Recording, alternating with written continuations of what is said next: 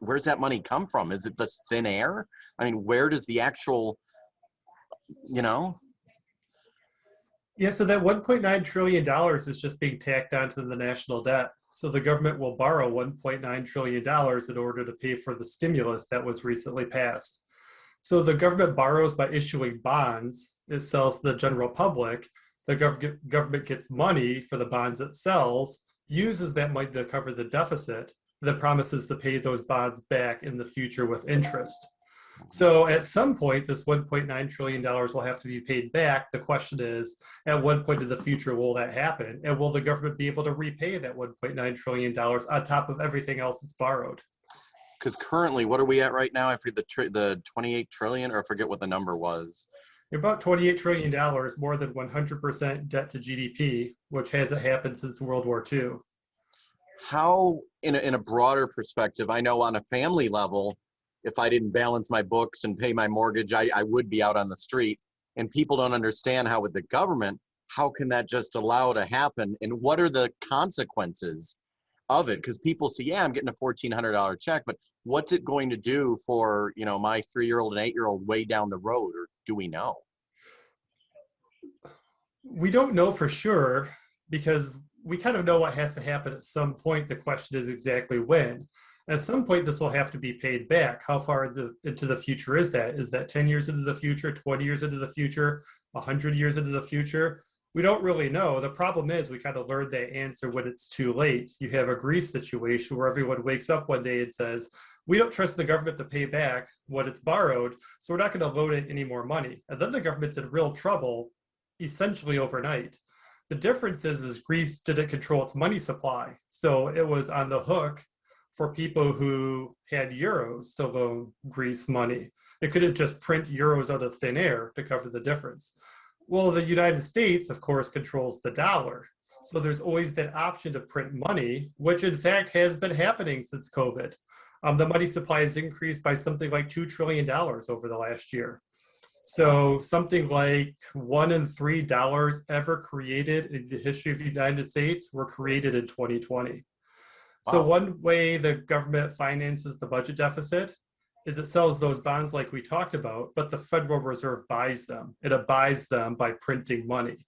So for all intents and purposes, the federal government is financing things like the stimulus by printing money. And we know the risk of that is inflation.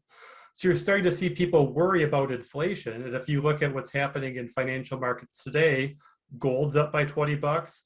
Bitcoin has risen today because people are saying, well, this $1.9 trillion, a lot of that's going to be covered by printing money. That could be inflationary. So gold, Bitcoin, those are hedges against inflation, a way for people to protect themselves from inflation. So they literally are, so the people aren't wrong, they literally are printing money. Correct. It's a roundabout way of printing money that the government's borrowing by issuing those bonds, but the Federal Reserve is buying those bonds, which is a source of revenue to the government, and the Federal Reserve pays for those bonds by printing money. Not literally, it's electronic, of course, but the analogy holds. But you can't continue to do that unlimited. You're going to run into a wall. It's just economics, right? You can't keep doing that. That's the vast consensus amongst economists, I would believe. The question is how long can you do it before you run into trouble? No one really knows that. It's kind of like a game of chicken. How fast do you drive towards the cliff before you hit the cliff? Well, no one really knows where the cliff is. Well, there's this group of economists called modern monetary theorists who say that you could just print money forever. It's never going to catch up with you, essentially. I don't agree with that. I think that's not the consensus amongst the profession, but you're seeing them come into prominence because of all this money printing going on. People are kind of looking for an out to say, well, nothing bad's going to happen. Once COVID ends, we'll be able to go back to life as normal pre-March 2020. The goal of the what's about to be signed by the president, is it to obviously help individuals stay in their homes and so forth, but also to stimulate the economy? Or just keep us afloat? Yes, although $1.9 trillion, several 100-page bill, which I'm sure not a lot of people have read. It's hard to know how much of that is stimulus versus how much of it is just typical garbage. So in terms of stimulus, I mean, the crown jewel of this is the $1,400 check that most people are getting if you fall under a certain income threshold. Yeah. It's hard to argue that stimulus because lots of people who kept their job during the pandemic, working at home, haven't suffered a loss of income, they're getting checks anyway. So these are people who haven't been affected by the pandemic who are receiving government checks regardless. So it's not really clear what you're stimulating where people receiving these checks are unemployed. So there is stimulus in the sense of $300 per week unemployment benefits that have been extended, things like foreclosure moratoriums, things like that.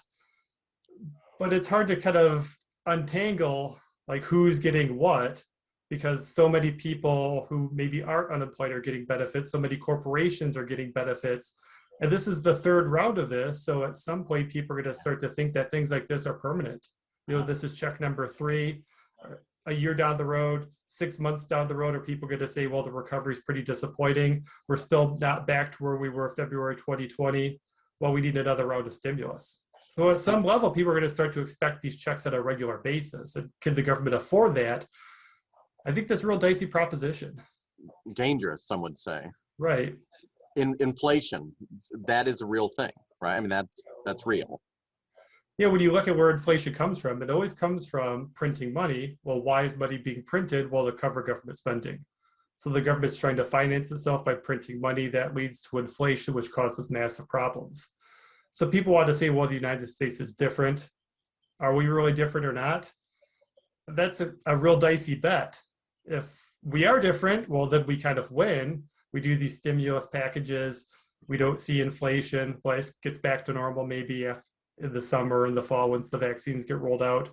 But if we're no different than everyone else, well, when life gets back to normal after COVID, now we're looking at inflation that we have to tame. And that's tough to tame because taming inflation means not printing money.